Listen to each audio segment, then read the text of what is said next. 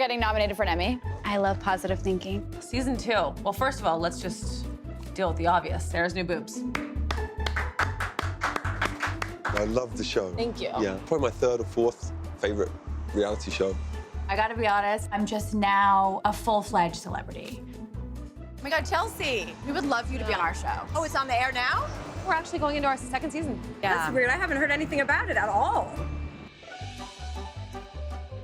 It's like time to clean up my act. Give me a Xanax! It's not enough to just be a movie star anymore. I need a brand to endorse me. I was thinking along the lines of Rolex and Lululemon and... They are not thinking along the lines of you. Yes. Why do you look like Hannibal Lecter? Who the is Hannibal Lecter? Oh, it's this like really pretty model. Oh, I made you an appointment to inject your lips. I don't need that. You stabbed me in the face! You're like the worst, but at the same time, you're like the only sister I have, really. Yeah. I mean, we have other sisters, but you know what I mean. Like, But, you're like, my only yeah. like pretty one. I have been really looking at a bunch of different squads, and this is the squad that I wanted to be a part of. I really want a career as a writer. Jessica Alba. She's got a new show coming out on Hulu, and she's looking at staff.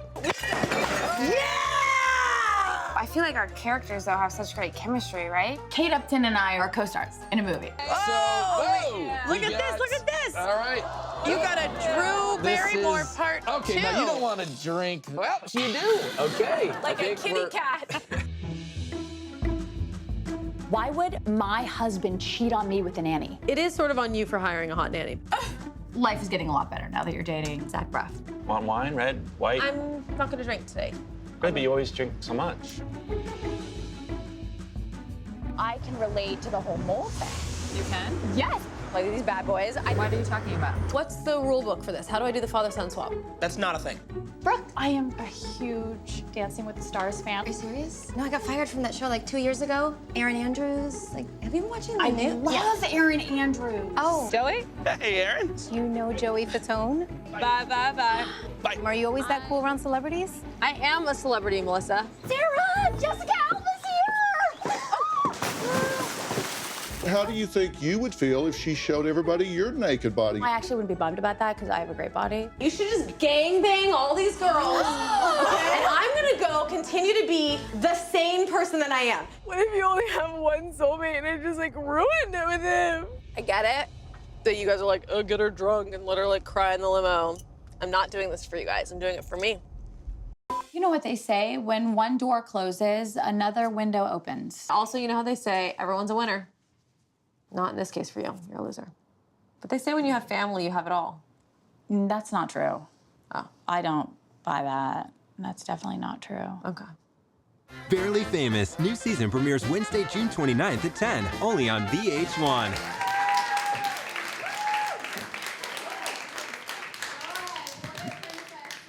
We always fight over who gets to sit closer, and I always win. She's such an interview hog. It's crazy. I think this is honestly the first time I've done an interview while holding someone's face. First time for everything. Yeah. It's so cool to be here. Oh, we're excited. This is very cool. Well, it's very cool to talk to you because you guys have an amazingly funny show. Very topical also with the whole nanny gate. Very like it. current. All the important topics. We're covering them all. So let's start with season 2. The first episode is quite spectacular because I think it feeds into all of our desires to have celebrity play dates, right? Am I right? Am I right? I mean, it's all about the celebrity play date. So naturally, you would use your child to make friends with. Is that the first episode? Is that the first?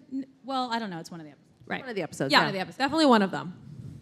But no, I mean, we're definitely poking fun of this bubble that we live in Los Angeles that we see a lot of. Well, and Sarah's kids, like you always pull from things you see around you.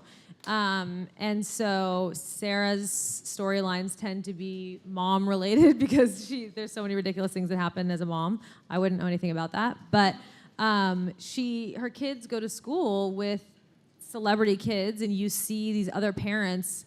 Basically, I mean, I'll let you do it. I don't. No, it's you're saying it. You see parents wanting so badly to be friends with the celebrity parent that they're like, come on, little Jimmy, I know you and Savannah are best friends, and Savannah's like, I don't even know Jimmy. Why are you? Jimmy's doing like, this to she me? bites me. Yeah. No, exactly. I mean, everyone. Can you swear here? You can't swear, right?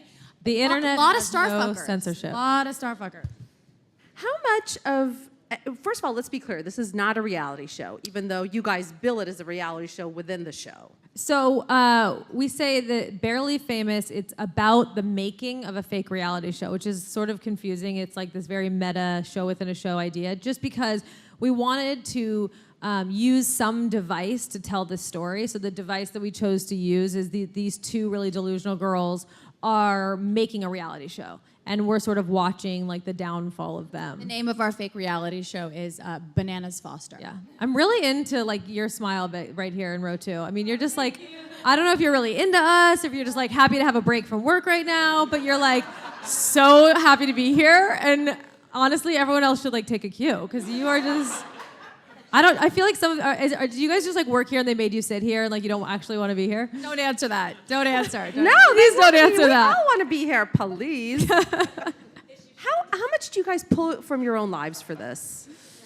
Well, like I was saying, so I'm a writer, and I think, so I was coming off of writing on an NBC show that got canceled after a year, and you have development season, which means you have to just pitch any ideas that you have to try to get a show off the ground, and I had tried to pitch a couple things, and I think that the best stories come when they are organic and when you really like understand the content. And so as a writer, you have managers and agents saying, you know, like girlfriend comedies are doing really well right now. Office sitcoms are doing really well. Can you come up with an office sitcom? And you're like, okay, so like what if you were working with your ex-boyfriend and you're stuck in an office together? What would that be like? And you pitch the show and it's kind of like, it's an idea, it's fine.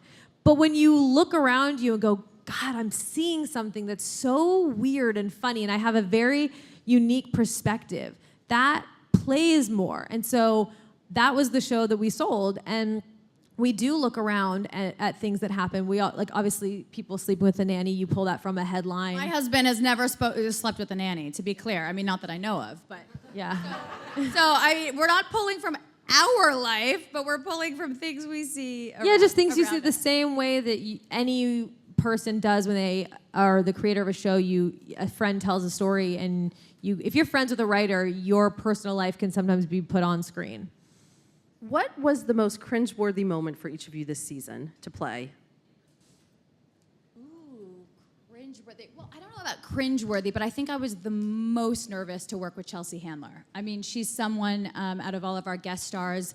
I respect everybody, but I respect her so much as a female comedian. And she's so good, and she's so funny, and she's not a close friend of mine, you know? So being in a scene with her, I really didn't know what to expect. I didn't know how off book she was gonna go or how funny she'd be, and she was so pleasantly unbelievable. She was really cool. That's definitely not cringeworthy, but I was most nervous about that. Yeah. Having the Dos Equis guy around was pretty interesting. Oh yeah, I dated the most no pun interesting intended, man in the world. Most interesting man in the world, Aaron Bateson, episode 4. But that was not cringeworthy, okay? That wasn't cringeworthy either. I was very into that. My cringeworthy moment was probably the season finale. Kate Hudson's in it, and I go on a talk show with her, and I've accidentally taken an Ambien, thinking that I'm taking a Xanax because I'm really nervous about going on the talk show. And so we like wrote this crazy episode, and I thought it sounded so funny. And then the day came, and I was like, yo, I have to like do this and act like I've definitely been on Ambien and done some weird shit, but it's like in the privacy of my own home. And so it was really intimidating having to act like you're on drugs, crawling. You're an amazing actress. On a You desk. play drunk really well. You are so good, seriously. Thank you. I am drunk a lot though. That's in real life and on the show? Yeah, that's not like an acting. So you really are pulling from reality. Correct. Okay. Well, that part is real. Yeah, that's so.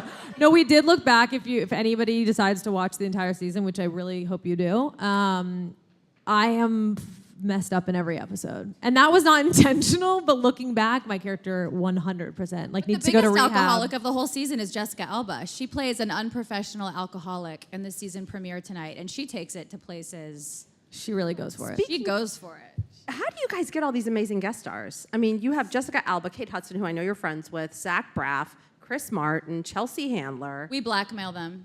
We get dirt. I sleep with them, and Sarah blackmails them. Yeah, I do the black. Oh, you use the nanny cam on them from the show? We'll do whatever it takes. I mean, the truth is. Sorry, did you have something important to say? Princess. Go ahead.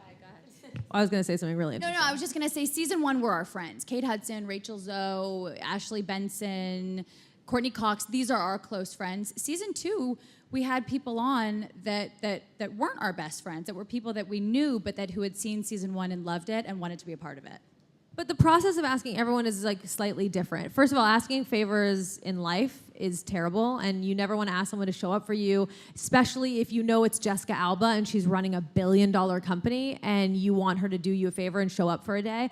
And everybody, Chris Martin, like, do you think he has spare time to come and chill on your set and try to be funny for you? No, and it doesn't do anything for these people's careers. It's not like, so you're asking for them to be a part of something, but what's been very validating is that we have not had that hard of a time, because I think there aren't a lot of outlets where you can go on and make fun of yourselves and make fun of, if you are Courtney Cox, if you are Jessica Alba, or Chris Martin, or Kate Upton, you do live your life going, why do I get the fake bag and I'm filthy rich and can afford it? Like, they realize the hypocrisy of their lives, and I think it's fun for them to get to show that they don't take it too seriously. So our experience season 2 is that a lot of the celebrities came on really excited, and they pitched us ideas on things that they wanted to do. Chris Martin really wanted to play against type. He plays himself as if he is obsessed with reality TV and has been cut from 1 million reality shows, and he's trying to get onto one. And so in the scene with me, he's so nervous that he keeps like looking into the camera, and I keep telling him to like act cool. And he's obviously probably someone who's never watched a reality show in his life, and I think that's fun for people to do. At what point did you guys realize that this would be a fertile ground for comedy? Your lives and what you see around you? Because I mean, the show really does take the piss out of this obsession that we all have with, you know, either being famous or knowing famous people or hanging out with famous people. I think when we started pitching the show, the way people responded in the pitches, people responded like, "Wow, this is a great idea. I can't believe I haven't thought of this idea. This is a great idea." So we knew we had something interesting, but quite early on, people really took to the idea. I mean, not every network made an offer, but we are very happy with the network that did. Hi, Kelly. Very happy. It evolves over time, I think, certainly. For me as a comedian or as a writer, you learn your voice through trial and error. So, I don't know, 7 years ago or something, me and a friend of mine wanted to make a weird YouTube video. So we took a scene out of the Ryan Gosling movie Drive, and we put me in the car with him because he doesn't speak the whole movie. And so we put me in the car with him as if I was his crazy ex-girlfriend, and like I keep trying to talk to him and he keeps ignoring me. And it was this weird idea we had, and then it started getting all these numbers and it went viral, and I was like, what is it about that that's funny? And I realized that I really like to play these girls that you see around you, like a crazy ex-girlfriend or a delusional girl who wants to be famous. And like, that's really fun for me. And so when you realize what your like specialty is as a creator, as a performer, and Sara had the same experience. I think it was really fun for her to lean into that. You do have that moment, like when a company comes together, the first time you guys did the AOL build and you went, this is working, you know, like you have that moment where you go, I think we're doing something right and we hit a sweet spot. And I don't know how we got there, but it's working. So don't move or else it'll stop working. What's been, in your experience, I mean, you guys grew up in Hollywood, David Foster's your dad. Why are people so fixated on being famous? And I love how delusional, I mean, your characters are pretty insane in the sense that they really, like your character is a brand and she has a squad. I mean, granted, it's vaginal wipes, but still. I think fame is attainable now. It's attainable for your neighbor. It's attainable. I mean, my pediatrician is probably shopping a reality show. You know, it's like fame is attainable now. It used to be that it was, you know, movie stars were people you couldn't even get near. That's why you held them. And now everybody is, you know everybody. Everyone's your friend. You know them because of Instagram and Twitter and social media. And so I think that's what it is. People think that they can have it too. Points. There's so many access points. And also I think that people think of fame as a job. So you go like, what do you want to do? I don't know. I kind of want to be famous. For what? I don't know. Like maybe I'll post cool pictures on Instagram and like 100,000 people like them, and then I'll start getting paid to post those pictures. Okay, but what are you saying? What is your specialty? Why do people want to look at you? When they go to your Instagram, what are they seeing? Why do they like it?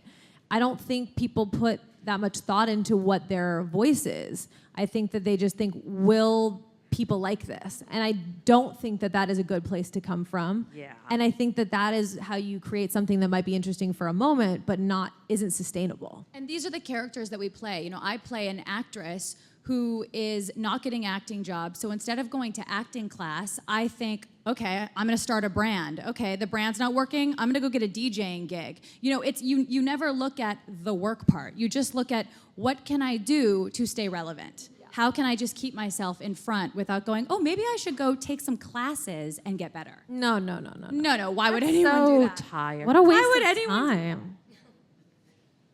And how much of yourselves are in the characters? We've already established that you're a drunk, like your character. Correct, that's true. Well, you know, I will say one thing in the pilot that came out of some moments in my real life, which is that I go on a date with an Apple Store genius, and he's, thank you to the 2 people who have seen this first episode of season 1. And I keep telling him how normal I am and how I'm not Hollywood I am. And then every single thing that continues to happen is like the most Hollywood thing ever. And it kind of came out of this thing where in Los Angeles, I kept saying, like, I'm just a regular girl. Like, I'm just like a normal girl, and I just want a normal guy. And then I'd go on a date with, like, a normal guy, and I'd be like, yo, you are too fucking normal. Like, my life is elevated. And I would talk about my friends. I would talk about my life. I would talk about whatever. And, like, I was like, oh, my God, I'm not normal at all. This is a joke. I'm normal within this ridiculous circle of crazy people, and it's funny that that's what I think is normal. And I was just wanted to make fun of that. And what about you? I mean, you know, on the show, I play a desperate actress, and in real life, I am a desperate actress, just looking for a job, praying someone will cast me in something. Maybe like an AOL series or something. Maybe. But no, it's hard. You know, for me, I'm really playing kind of the worst of a few different types. I say things like, I'm an actress first and a mother second. I'm a really horrible person, so there's hopefully not a lot of me in this character, and it's more fun that way. It's more fun to play just a very over-the-top, deluded human. So I wouldn't say there's much of myself. I play like a moron, and I would also like to think that I'm a very intelligent. Sarah plays dumb very well. There have been moments where we're improvising and she says something really stupid, and I kind of break, and I'm like, yo, Sarah, that's crazy that you didn't know that. And she's like, are you okay? I'm in character right now. She's a good actress. And last question before we go to the audience, are Gigi and Bella ever going to do the show? I mean, we would ring them. We would have them. We would have them. We were going to have them first season, but we thought, you know what? We don't have. My children are casted actors. My fiance is a casted actor. We don't. So we sort of cast 2 stepsisters. They weren't really playing Gigi and Bella. But it's complicated. I don't think we would ever have family on the show. I mean, if they begged, maybe we could have them play, you know, ugly waitresses. They emailed me to see if they could do it. That's why I bring it up. Oh, you know, we're gonna pass, but thank you. Totally understandable. Yeah. I don't mean to. They're also really busy. I think they model. But I think I'm so not too. Sure. I think they're modeling. I think they're doing well. And where do you want to see your characters go in season 3? Because there will be a season 3. I like damn how it. you say that with certainty. Listen, this is where we start to fight because we disagree sometimes on things. We start to fight. Yeah, we fight a lot. I do think that these girls should have an opportunity where they think that they're about to break and they're going to get fame and they're going to go big, and then I think that they should sabotage it for themselves. I think that could be season 4, but I do think with these girls, I love that they're always behind the velvet rope. I think the funny is how unfamous they are. So I think if we ever gave these characters real fame, you might lose a little bit of the comedy, but that does feel like a season 4 vibe. So Or 5. Or 5, yeah. I mean, no, I don't want to put words in VH1's mouth. But, exactly. Yeah. But you can if you want to. I just did. AOL is very influential. I also really see my character going to Paris, Kelly. Thank you. The Maldives. And now the audience, please. Hey guys. Hi. I saw you guys on Late Show last night. Like the dresses you had. On Stephen Colbert? Yeah. What did you think of it? Well, I liked your dress. You liked my dress? Yeah. Thank you. It was very slutty. That's why you liked bib. it. Yeah, exactly. He liked it because my boobs were falling out the bottom. You guys, let's just call it what it is. It was NC-17 situation. But do you guys see like a negative side to being famous? Yeah. Do you remember when Amy Schumer a few months ago said, I don't want to misquote her, but she said something along the lines of, I'm famous now and nobody tells you this, but it's terrible.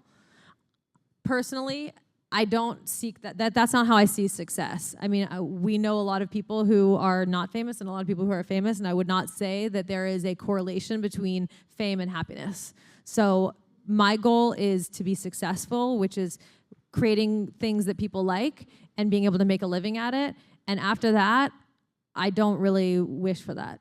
Yeah, I mean, I feel like some of the smartest and some of the most successful, interesting people I know aren't famous at all. They're really good at their craft, but people don't know them.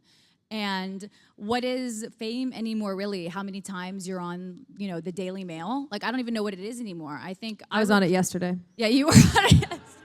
Just putting that out there. I think it's just. Thank you. Yeah, I do think it's a scary thing because it's clearly everybody wants to know what it's like. I think it's very rare for someone to not want to feel that feeling of everyone watching what they're doing. We want to work. But once that spotlight comes on you, I think that there's a lot of pressure. I think it's very hard to sustain a happy relationship. I think it's hard to be a good parent and bring your kids into a world where then they're exposed to it. I think it's hard to have millions of people's opinions readily available to criticize you and stay confident and happy. I think it's why everyone goes, I want to move to Montana and like shut off. I do think it makes you feel crazy. But yet no one moves to Montana. I think Isn't John it funny Mayer how moved everyone there. complains about They it? Like say all it, but the nobody like goes. especially like reality people will complain and complain, and I'm like, but yet you keep going back for more. Yeah, that part's funny. Reality people get paid to eat salad. Like, it's crazy. They should never complain a day in their life. It's interesting too how things happen because like Sarah has been an actress for a long time, and then she got with her fiance of like 10 years. They're just perpetually engaged. Together 10 years, not and he's a professional tennis so player. I'm technically single. And she's traveling the world with Tommy and really just living her life. And I worked at Free People about 5 years ago because my acting career was like a joke and not happening. And I gave up and just wanted to be a writer. And I really didn't want to be in front of the camera ever again. And I wrote on a show, didn't go anywhere, and I had no plans to be in the front of the camera. And I think that sometimes when you let everything go and you just kind of embrace where life is taking you, then some kind of opportunity opens up organically. That was Next a really question, please. short answer. Hey, how's it going? Hi. Do you guys ever break character when you're shooting the show? Or if you do, how many times do you usually do it? I think you guys do. We don't. I mean, I think if we Do you mean break character? Like you mean while you're filming start laughing? Oh yeah, we do that all the time. I don't. I am profesh. will But say Sarah I'm does it so less. funny that she can't handle it sometimes. I will say Sarah does it less because Sarah is technically like the funny character and I'm the straight man who has to react to her. And so sometimes she's really funny and I can't hold a straight face. That's the nicest thing you've ever said to me. I didn't mean to say that. And last question, please. Hi, what was your relationship like growing up? Nope, Funny you we should didn't have ask. one. No, you always say that in interviews. I met Sarah when I was about 22. It sounds so bad. And no, I wanted to be an only child. That's the thing. And then our parents had her, and I was bummed at first because I wanted to be an only child. But I'm happy to have her now because she's employing me. So that's cool. But we did become closer as adults. Yes, yes. I think that siblings are there for you so you can have a friend when you're an adult. I think as a kid, it's tough. We just didn't really...